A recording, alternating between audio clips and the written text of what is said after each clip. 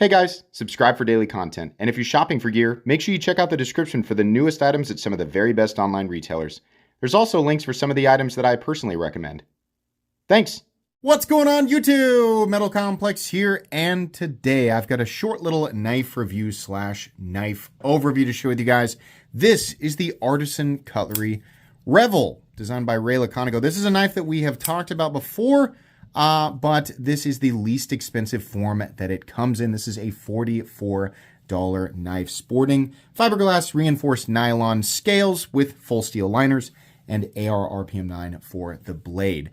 In my opinion, this is one of the better, the more utilitarian designs to come out of Artisan Cutlery. And that's saying something because they have developed many utilitarian designs. It's more so Ray Laconico. But yeah, it's cool that we can get this in such an inexpensive form. Is this knife worth picking up? I will let you know. Thanks so much to my patrons for supporting me.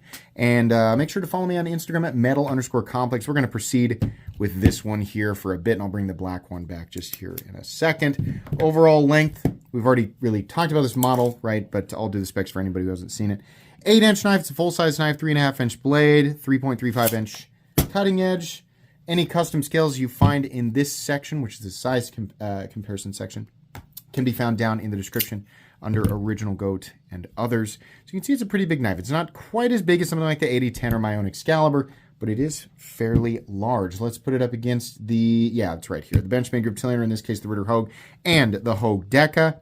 I would say it's kind of like right in between these two in terms of overall size.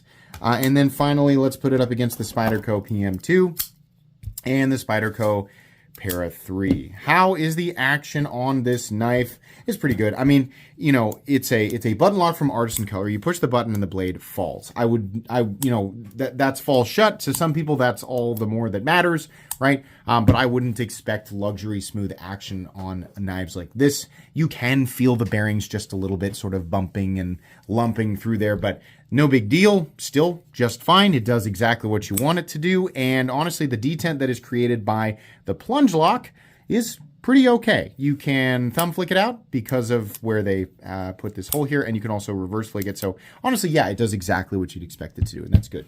Carry profile thickness up against the Spyderco Para 3. These FRN scales are contoured, and it is slightly thicker than the Para 3. Length and height up against the PM2 and Para 3. It's a pretty easy object to carry for a number of reasons, but ultimately folded up, it's hardly any longer than the Para 3 and not quite as tall. Weight, what are we looking at for materials? Like I said, FRN, which is plenty strong. A lot of people think it's just plastic. It is way stronger than plastic. I've tried to, break scales like this with my bare hands, and it takes quite a bit of force, and that force obviously isn't going to be applied the same way when you're just using the knife. And on top of that, these have full nested steel liners. So it's great. It's a great way to reduce the price. I think they're just fine at this price point. We'll talk more about that here in just a bit. And then ar-rpm9, which is essentially a spray form 9CR18 MOV, and is also just fine at the $44 price point. Nothing special. So weight, I'm going to guess it's probably still not ultra lightweight. 3.5 ounces at best. 3.7 ounces is what we're looking at here. The balance is a little bit butt heavy, not too bad. It's kind of at the back end of that primary index finger position, but I think we're fine. Let's go ahead and measure the blade stock thickness here real quick. Blade stock thickness on the budget Revel. It should be the same as the other ones, but maybe not. Pretty thin, 106 thousandths there. So let's go ahead and do a hardware check. I'll get out my tools. As per usual, my tools are very inexpensive and very recommendable. You can find them right down in the section of my description that talks about the tools I use on this channel. We have a T8 for the pivot. We also have a T8 for the body screws, which is awesome. And we also have mounting positions with a pocket clip on both sides. Those pocket clip screws are T6. That's fantastic. Exactly what I like to see. As long as you have the right tools for the job, you should be good to go. Okay, meat and potatoes time. Pretty straightforward. This knife has excellent ergonomics. Ray Laconico loves to use classic, tried and true handle profiles. And he also likes to make sort of, you could call it aesthetically safe, but like straightforward, aesthetically pleasing designs that are also very, very utilitarian, very classic, right? So we have very much that classic, straightforward knife look, but it's got a little bit of Laconico flair, right? Lock-in is great. The texturing here is pretty meaningful. It's not like super textured, but it is plenty meaningful. Your jimping back here probably could be a little deeper. I'm not getting too much lock-in on it, but it's okay. I'm not going to complain too much. The edges of this FRN have been nicely knocked down. I think a lot of people might pick this up and confuse it initially for G10, which is what I did with the black one. And then I looked at it and said, oh, that's right. These are injection mold plastic.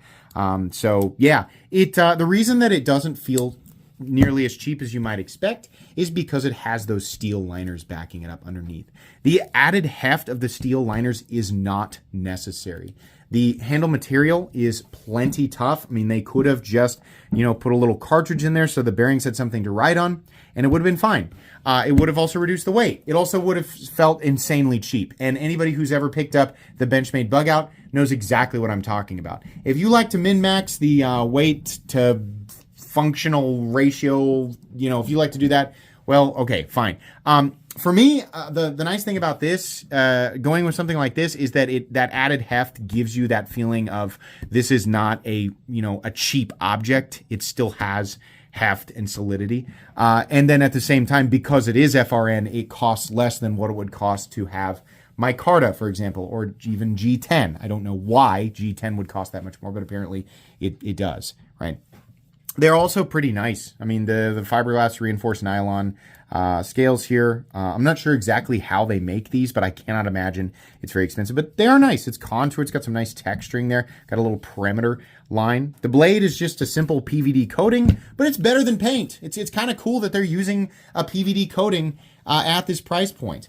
I didn't see that they had a version of this knife that was not coated, but I could be wrong. In fact, I can look it up right now. My computer's right here next to me. Yes, they do. They do have an uncoated version of this knife, which curiously is still the exact same price. I was hoping to see a reduced price on that, but I guess not. It's in the one that I found was in mint green for the scales. But anyways, you can get it coated or uncoated 9CR 18MOV or the ar-RPM9, which is spray form 9CR 18MOV. In this case, is a stainless steel. So the only reason you would really need functionally the PVD coating is if you're in an environment where that might not be enough. You might need a little bit more in terms of stainless protection or corrosion resistance. But anyways, coated or uncoated, same price, and the PVD coating is definitely going to be more durable than what we usually see at this price point, which is paint. Like, for example, if you have been carrying a lot of Smith & Wesson knives, the M&P series, that would be paint or anything else like it. So that's cool that they're actually doing that right now. I'm hoping and praying for the day that we see DLC in this territory, but I don't think that's going to be anytime soon. But anyways, yeah, either coated or uncoated, and we have a nice blade that is relatively thin behind the edge, really nice sort of trailing point here. Maybe I'm not sure if we want to call this a Persian or trailing point, right? Or even a clip point. I don't know. We have a flat that runs maybe 50% through the middle here, and then you have a nice big swedge. It's a good looking blade. It says Artisan Cutlery. Well, it just says Artisan on one side, and then R for Ray Laconico, and then a number, and then ar-RPM9. I don't know why they have to put that code on there, but okay. Probably look a little better on the uncoated blades. But yeah, functionally, like in terms of general utility, this is going to be a very straightforward edge, and while it's not going to win any awards in the edge retention department, it is a fairly okay balance, and it'll be very, very easy to touch up. This is at a price point where people are far more likely to abuse the knife anyway. You shouldn't do that, but considering the price point, people will. That means the edge is far more likely to be damaged, and when you have a damaged edge and you need to reprofile it or resharpen it, it's far easier to do that if the steel is friendly. And ar-RPM9 is a friendly steel. This is what I refer to as a good or decent beginner steel. So if you're just wanting to use a knife and at the same time kind of teach yourself how to sharpen, yeah, this is fine. It'll do that. You can get it back to super sharp edge pretty easily, and then you can use it until it goes dull again, and you can keep doing it over and over and over again. It'll still hold an edge longer than a lot of the crap that you might buy from, say a smoke shop or a flea market. It will definitely hold an edge longer, but it is far from the best at this general price point. Anyways, it's a button lock, so I would prefer that anything that has a button is attached to at least a liner or frame lock, preferably a locking system like the top liner lock from Bostede, which is actually a compression lock. This is far more reliable. However, Artisan Cutlery does a pretty okay button lock, and they tend to be fairly reliable. So as long as you're not abusing the knife, you should be okay. I just push the button. It's got a little bit of stick, and the blade falls into the closed position. Have a little backspacer back here, not really much going on, and we have a little, like a lanyard bar. Pocket clip is fine, not very much retention. That's good though, in and out of the pocket's very easy, just a steel clip. We've got mounting positions on the other side. You have stop pin located in its traditional position, no blade play up, down, left, to right. Slight lock stick, not bad. No pivot lash. I can feel the bearings in there, but that's fine. At this price point, it's fine. And then in the closed position, pretty good detent. And it's honestly, if I'm not going to throw it, perfectly centered. So that's great. What's the price? Well, it's 44 bucks. It's a good price, but at the same time, you have competition like Migron. They're making knives in micarta and 14C28N with, you know, I guess they've got like crossbar locks or something, but they're doing that for like 50 bucks. You can also get the QSP Penguin, which is D2 and micarta with steel liners for $32. Artisan Cutlery. It's cool that you guys make budget cutlery, but if like your competition, a lot of the other Chinese production knife companies who have budget lines are pumping stuff like this out that's either the same or with better materials. I mean, Migron's using PVD coated 14C28N, sometimes even titanium pocket clips for just a little bit more.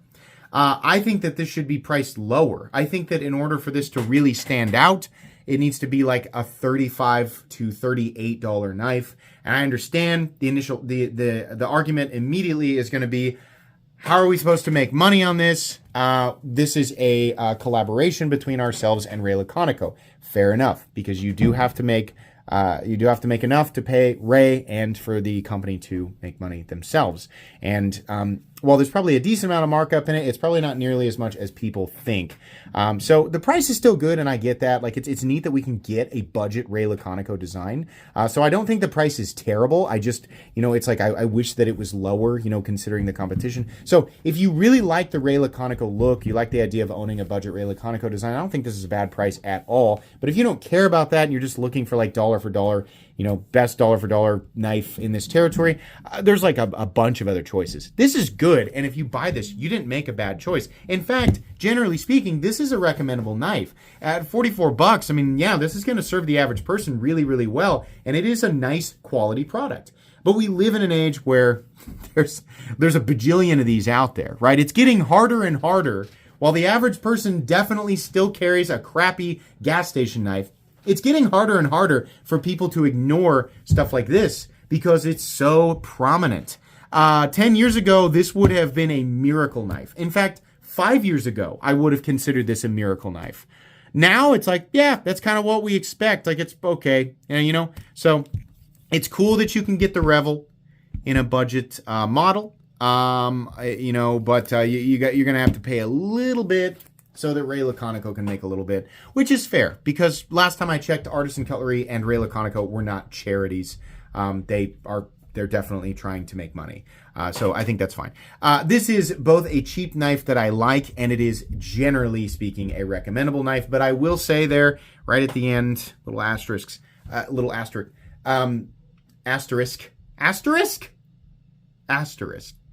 Now it's lost meaning, and I can't remember how to say it. If you're considering this, shop around a little bit because at this price point, there are a lot of good choices. But if you want to buy this, I think you've made a good choice. That's going to be it today, guys. Please make sure to follow me on Instagram at metal_complex. If you enjoyed this video, leave a like. If you'd like to check out my other content, I do, of course, have lots of videos of knives that are either expensive or inexpensive that I do or don't like, so check those out. And if you enjoy all my content, go ahead and click on that Metal Complex logo right there and subscribe because there's definitely more coming. Thanks again for watching, everybody, and have a great day.